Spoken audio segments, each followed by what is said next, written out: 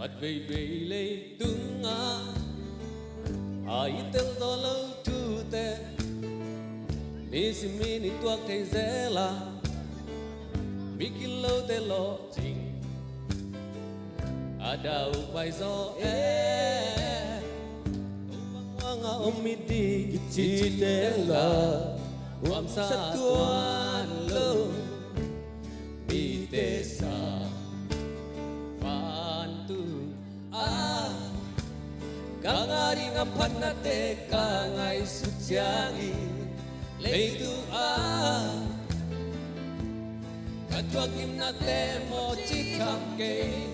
asawanin wama katunit jangin kahit kim ding aladoi lehaw na sana katunit jangin kahit kim ding aladoi lehaw na sana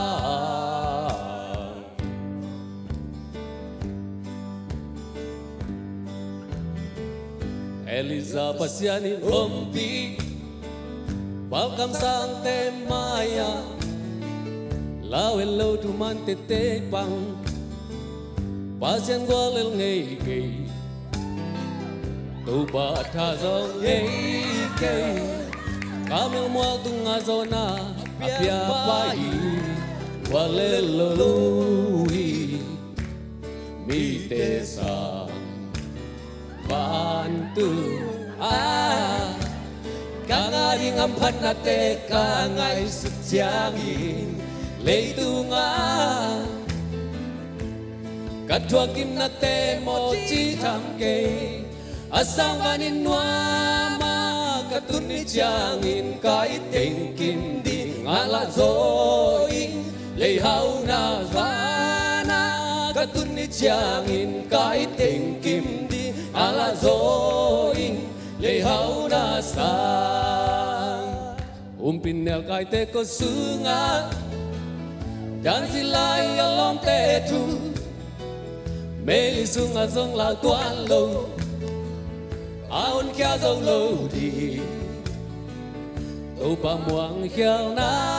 ya hoy na hanalian na tu pina hempeu ama ai mi te sa bantu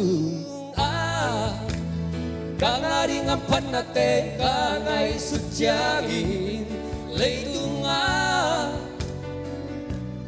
katwagim na te mo chitam kay asanganin guama katunit jangin kahit kim ding alazoi lehaw na katunit jangin kahit kim di alazoi lehaw na pana katunit jangin kahit kim di alazoi lehaw na sa lungdam mama lungdam loi na se lua kun bina tu buak se se lai ne guai